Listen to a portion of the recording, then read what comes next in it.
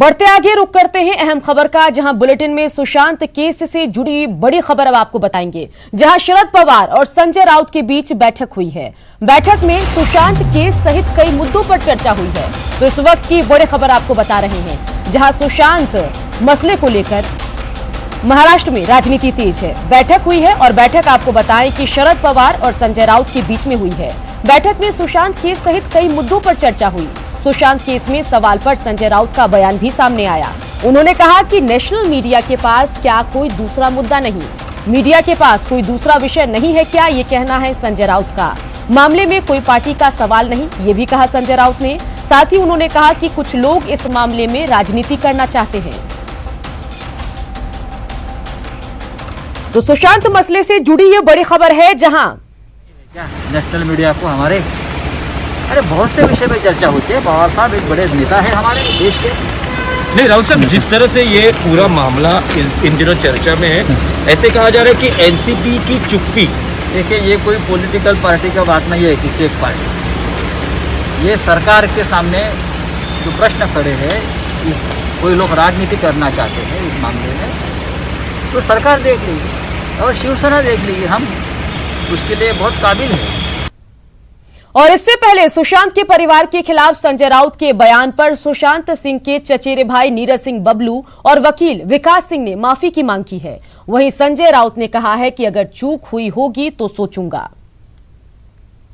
परिस्थिति में इस तरह का एक हम समझते हैं कि हर्ट करने वाला बयान उन्होंने दिया है, ये काफी चिंताजनक है।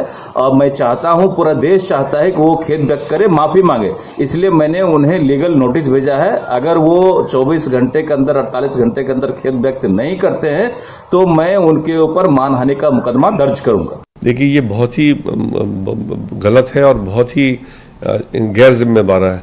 इन्होंने ये नहीं कहा कि पिता को जानते थे या बेटे को जानते थे, पारिवारिक से इनका कोई संबंध नहीं था। इस तरह की बातें तो सिर्फ जो जानता है वो भी नहीं जान सकता। जिसको बहुत घनिष्ठ रिश्ता हो, जिसमें घर में आना जाना हो, वही इस तरह की बात का कोई बोल भी सकता है। और इनका जो बोलना इतना ही गलत है, क्योंकि परिवार ने सारा दिखाया कि उसके सुशांत और उसके पिता में बहुत अच्छा संबंध था। इनफैक्ट मई में तो वो गया है 19 में रिया के उसके ज़िंदगी में आने के बाद पटना गया है, पिता को लेके गांव गया है, बाल अपना मुड़वाया है।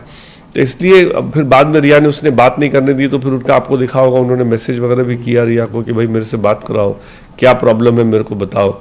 तो इसलिए ये बहुत ही गैर जिम्मेदाराना है और इनको अब इसका माफ़ी मांगनी चाहिए इस तरह से ऐसे स्टेटमेंट देने की। अगर मुझे लगता है कि हमसे कोई चूक हो गई है तो मैं जरूर इस बारे में सोचूंगा, लेकिन मुझे देखना पड़ेगा।